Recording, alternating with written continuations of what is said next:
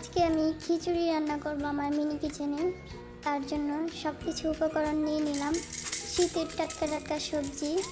এখন আমি চালগুলো সুন্দর করে ধুয়ে নিব। আর চাল ধোয়ার পর চালের পানিটাও ঝরিয়ে নিব, যেন চালে পানি না থাকে।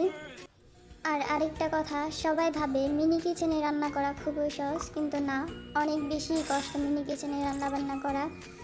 ভিডিও এডিট করা অনেক বেশি কষ্ট। তো আবার চলে যাই রান্না বান্নায়। চালগুলো গরম পানিতে দিয়ে দিতে হবে, তারপর ডাল দিতে হবে। আমার বাসায় মুসুরির ডাল ছিল না, তাই অন্য একটা ডাল ইউজ করলাম। তারপর ঢেকে দিব আর সবজিগুলো খুব সুন্দর করে কেটে নিব এক এক করে। আর সবজি কাটার সাউন্ডটাও কিন্তু অনেক সুন্দর আসছিল, তাই ভাবলাম আপনারাও একটু শুনেন। তো ভয়েসটা এইখানেই আমি স্কিপ করে দিলাম। তো সবজি কাটার ফাইনাল লুক এইটা ছিল। আর সবজিগুলো দিয়ে দিতে হবে। তারপর লবণ দিয়ে নিব হলুদের গুঁড়ো দিয়ে নাড়াচাড়া করে নিব।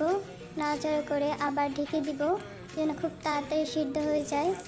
তারপর জিরে ভেজে নিব, এলাচ, দারচিনি আর পেঁয়াজ রসুন দিয়ে ভেজে নিব খুব ভালো করে। ভিডিওটা অনেক লং হয়ে যাচ্ছিল, তো তাই খুব শর্ট করে ফেলেছি।